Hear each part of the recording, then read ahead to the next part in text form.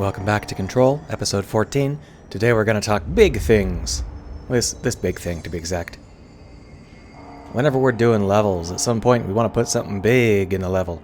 How do we do that? What sort of techniques can we use to make big things look big? Well, first we have to ask what does it mean when something is big? Because in a game, size is something you can control. You can scale it up, you can scale it down. But the bigger something is, the more effort you have to put into it. The player has to walk further, you have to decorate more surfaces.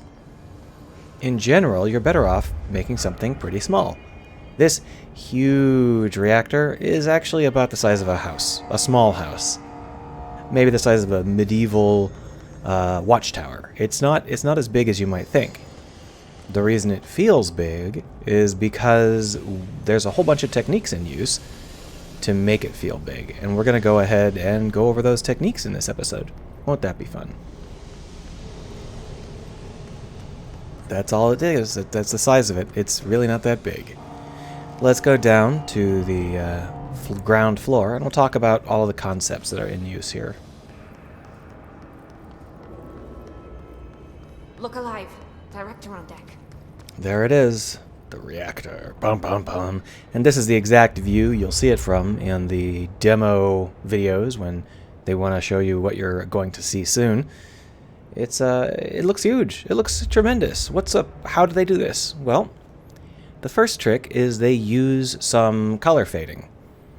This is the same trick that you use when you want something to look really far away. If you look at a building in like a city, the further away you are, the more it looks like the sky, the more blue it is, or at sunset, the more red it is. That's just because the volume of air between you and the building has the same color as the volume of air behind the building.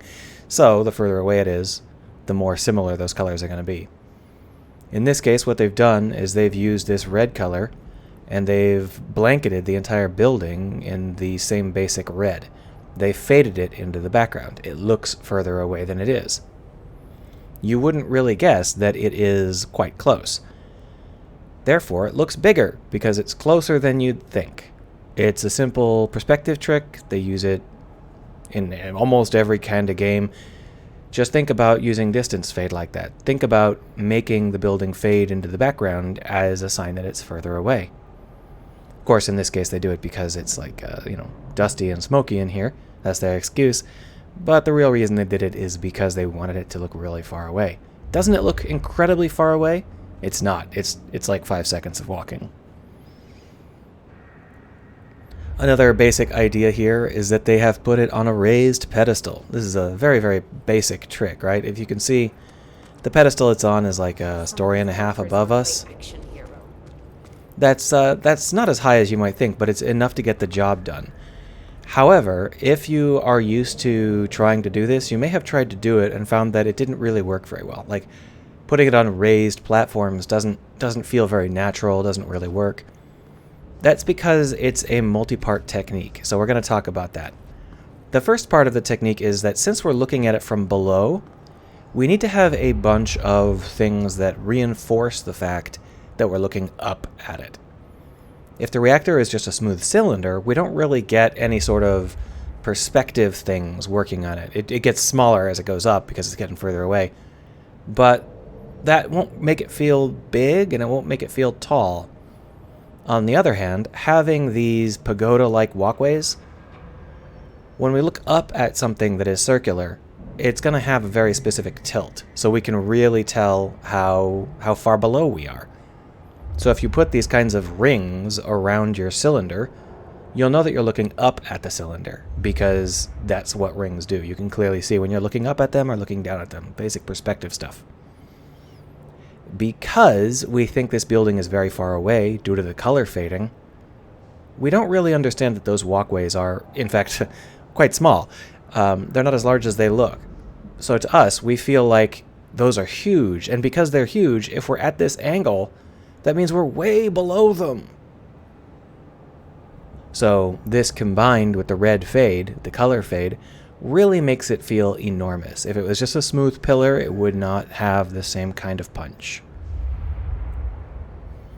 Another aspect is how you decorate the lower levels here of the level. Not the lower level of the reactor, the lower level of the level. If we look at how this looks when we are looking at just a straight shot, Some real action. the reactor doesn't look very big here because we're not looking up at the reactor. We're looking at the bottom of the reactor.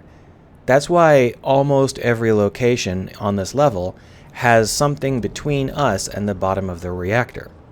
See? The reactor looms over various large concrete buildings, like this one, and like this one. The reactor looms over shipping crates and giant piles of whatever this is. Because the reactor is always looming over something we consider to be big, we consider the reactor to be big. Whenever we're looking at it, we're looking up at it because the ground floor is taken up with crap, just stuff. We can't see the bottom of the reactor most of the time. This really highlights how far away it will feel. It makes it hard to see where the ground is, so we can't really see how close it is. It just feels huge because it's always looming over something. How you choose what it should loom over is a bit of an art form in itself. For example, this concrete embankment here feels pretty big, pretty solid. It's much smaller than it appears. It's actually sunken into the ground. We're several feet underground right now. In reality, the times we see this, in the real world, the times we see concrete elements like this, it's usually on huge bridges, like, 25-foot tall bridges. So the fact that it is considerably smaller and sunken into the ground here doesn't really reduce how big we think it is. It just lets it have a smaller footprint. And that's really the trick in game design when you're talking about big stuff, is small footprints. The big thing has a small footprint, and so does everything else. Everything is small. But if you place it right, everything looks big. Now, there are a lot of other things to talk about here. For example, all of these huge pipes and stuff going over to it, connect it to the world around it and make it look bigger. But the pipes almost always come from below. There's no pipes coming down from the roof or from high up. Everything comes from the foundation and rises up, showing that this is above the foundation. If they were coming down, then it would feel like the surrounding area was bigger than the reactor. And even though it is, we don't want people to think that. We want people to feel like the reactor is hunched over this massive foundation that it's drawing all this power from. And so all of the pipes come up rather than, coming down. This pipe is the only exception, but it's still not going very high. It's still keeping pretty low. Another trick is that the top of the reactor kind of tapers off like this, as you can see. But when we first notice the reactor, we can't actually see it because this is actually how it looks. And this is, if we look back on the video of them revealing the reactor, you'll notice that it goes like this, and it stops. They don't want you to notice that the reactor has a top. They want the top, which is slightly anemic, to be the last thing you see. They don't want you to see it if they can help it, because it doesn't look big. It looks kind of piddly. So those are all tricks that this system uses to try and get this reactor to feel big. Another thing worth noticing in this world, how this level is laid out is we have this large ring of space around this reactor because the reactor is round and the space around it is round. Carving that ring up is critical. You don't want your reactor ring to just be a giant generic ring. The whole point here is repetition with purpose. And if we just have one huge ring, that's repetition without purpose. So because of that, what we have is this set of slices. You can see these huge drop-offs here, and over there there's some enemies to fight. That will allow us to carve the space up, so it's not a giant ring around the reactor. It is 3 different subsections around the reactor, split apart by massive gaps. This is a really fantastic way to do it, and it allows us to see the reactor interestingly from a bunch of different angles without having to worry about the fact that it's like one contiguous space. Break up that space and you have a lot more freedom to design the individual elements. I can probably hit them from here, but there's not much point. We should just go over and kill them. Itching for some real action. those are the things I wanted to cover about the design of this level. I don't think that this is the sort of thing where you really need to understand what is going on, the thoughts behind the process.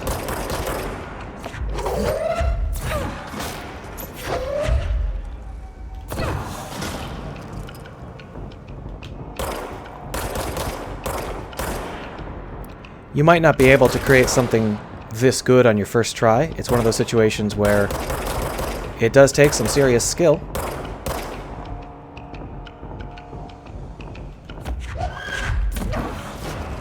But it's something that you can start with. You can start thinking about it. How in the world are you going to make your levels look bigger than they are? You can use these techniques. No reason to hold back. Try it.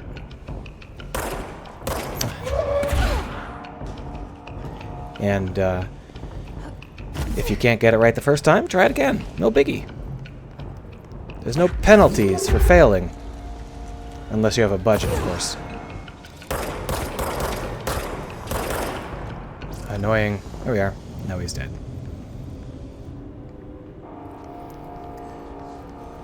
So here we have a second wedge. And the second wedge is basically the same as the first wedge, but it's in a different spot. There's a space between these wedges, and that means that it can hold a different kind of characteristic. We've got an elevator, we've got different kinds of enemies. It's functionally different from that group over there, so even though in reality there's no way that group over there would ever let a group of random enemies just kind of stand around this close, they would definitely be shooting at them. We don't have to worry about that, because we've compressed the space using these tricks to make them feel further apart. And that's the sort of thing that you need to pay attention to. And just so you know, once again, the facility is looming over. The reactor is looming over all of these things, just as we said. The straight shot allows us to look at the bottom of the reactor, and that's not where we want to look. So the straight shots are very rare. They're contained and constrained. You want to let the player have easy access to the bottom of the reactor, but you don't want the player to see the bottom of the reactor, to notice the bottom of the reactor. It's also worth noting that the light wells around this reactor, the entire outer concrete shell of the reactor chamber, is really nice. Let's just take a quick little look at that, and then we'll call it done for the reactor explanation part of the video. So here you can see what I'm talking about. You see these wonderful light wells around the edge, and then there is this inward slope with some overlooking facility management elements. This is a classic Star Trek visual, or Star Wars visual rather, and it works fantastically. It just makes the facility feel big and imposing. And obviously the whole point here is that this shell going up around the reactor is not as big as you think it is. It doesn't have to be. It just has to feel big. And that's sort of what we've been talking about the whole time, right? Exciting stuff. Conceptually, that's all I really wanted to talk about, so even though the episode's a little bit short, we're going to stop it here and move on to the next episode. How much time is it? I've moved it off the bottom of the screen a little bit here. Oh, it's actually quite long, 13 minutes. Alright, well in that case we're done for the day. And next episode we'll... Ooh, don't want to quit. Next episode we will deal with the coolant pumps. By the way, it turns out that if you make backup saves and then reload them, it works fine. This is not my first take. So, yeah, that's fun.